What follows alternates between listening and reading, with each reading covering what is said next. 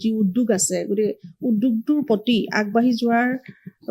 লক্ষ্যৰে আমি যথেষ্টখিনি গোলাঘাট পৌৰসভাই চিনেমা হলৰ যি আমাৰ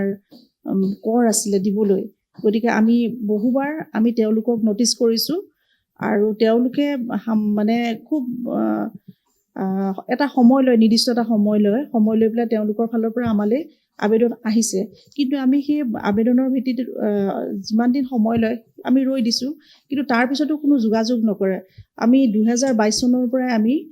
তেওঁলোকক নটিচ দি আছোঁ কিন্তু তেওঁলোকে কোনো ধৰণৰ আমাক কৰ আদায় কৰা নাই ইয়াৰ উপৰিও অসমীয়া চিনেমাৰ যি উদ্যোগ আছে উদ্যোগটো আগবাঢ়ি যোৱাৰ স্বাৰ্থত গোলাঘাট পৌৰসভাই কোভিডৰ সময়তো তেওঁলোকক বুজন পৰিমাণৰ এক টেক্স মানে ৰেহাই দিছে গতিকে ইয়াৰ পিছতো যদি তেওঁলোকে গোলাঘাট পৌৰসভাৰ টেক্সটো দিবলৈ আওকাণ কৰে তেতিয়াহ'লে আমাৰ পৌৰসভাৰ পৰা যথেষ্ট অসুবিধা হয় গতিকে আমি বাৰে বাৰে তেওঁলোকক অনুৰোধ কৰিছোঁ তাৰপিছতো দিয়া নাই আৰু আমি নটিচ পঠিয়াইছোঁ তেতিয়াও তেওঁলোকে কাণসাৰ নকৰে লেটকাজাৰী বুলি এখন আমাৰ নটিচ উলিয়াই তেওঁলোকৰ চিনেমা গৃহৰ ফ্ৰণ্টত যেতিয়া আমি লেটকাজাৰী নটিচ লগাইছোঁ তেতিয়াও তেওঁলোকে মানে অলপ হেৰি কৰি আৰু ফালি পেলাইছে যে পৌৰসভাইনো কি কৰিব এনেকুৱা ধৰণৰ গতিকে আমি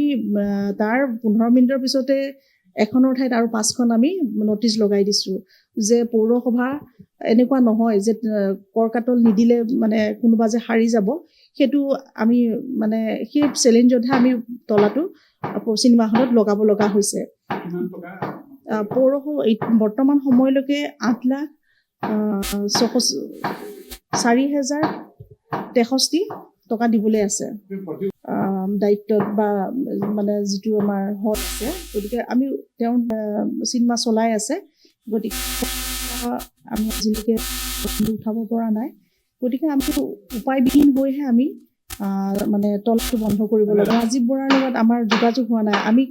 বাৰে বাৰে আমি পঠিয়াইছোঁ ৰাজীৱ বৰাৰ লগতো আমি ফোনৰ যোগেৰেও কথা পাতিছোঁ কিন্তু তেখেতে নিজে আহি কোনো ধৰণৰ ইয়াতে আমাক সঁহাৰি জনোৱা নাই গতিকে উপায় মানে আমি উপায়বিহীন হৈহে আমি তলাটো লগাব বাধ্য হৈছোঁ আমি 18 তাৰিখে লগাইছোঁ 18 মাৰ্চ যিহেতু মাৰ্চ মাহ গতিকে আমাৰো প্ৰেছাৰ থাকে গতিকে আমি টেক্সটো তুলিবই লাগে গতিকে সেইখিনি কথাৰ ওপৰত লক্ষ্য কৰি আমি উপায়বিহীন হৈ পেলাই আমি তলাটো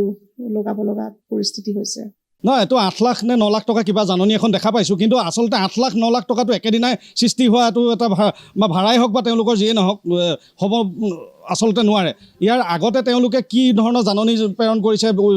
যিজন স্বত্বাধিকাৰী আছে যি আচলতে হলটো চলাইছিলে তেওঁলোকে কি জাননী প্ৰেৰণ কৰিছিলে বা জাননী প্ৰেৰণ কৰা বাদেও বা ৰাইজৰ লগত যোগাযোগ কৰি অল্টাৰনেটিভভাৱে এই হলটো তেখেতৰ যদি চলাবলৈ মনো নাই গোলাঘাটবাসী অন্য কোনোবা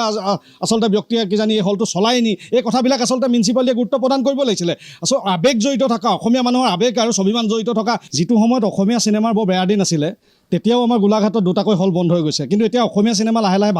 ভাল দিন আহিছে আৰু গোলাঘাটৰ পৰাই আৰম্ভ কৰি পেলাই আমাৰ গোলাঘাটতো কেইবাজনো বিশিষ্ট প্ৰযোজক আজি অসমীয়া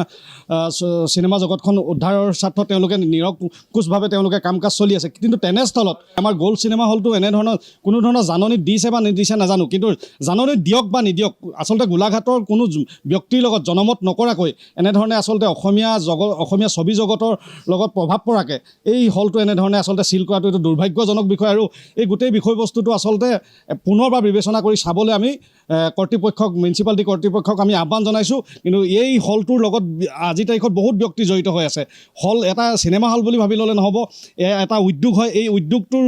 যেতিয়া বন্ধ হৈ পৰিছে আজি এই হলটো যেতিয়া বন্ধ হৈ পৰিছে কিন্তু ইয়াৰ নিশ্চিত প্ৰভাৱ কিন্তু চিনেমা জগতত অসমীয়া চিনেমা জগতত পৰিব আৰু অসমীয়া চিনেমা জগতত প্ৰভাৱ পৰাটো আমি কোনো কাৰণতে এজন অসমীয়া হিচাপে আমি আচলতে নিবিচাৰোঁ যিকোনো খবৰৰ বাবে যোগাযোগ কৰক 7099017330 লগতে 7099017110 নম্বৰত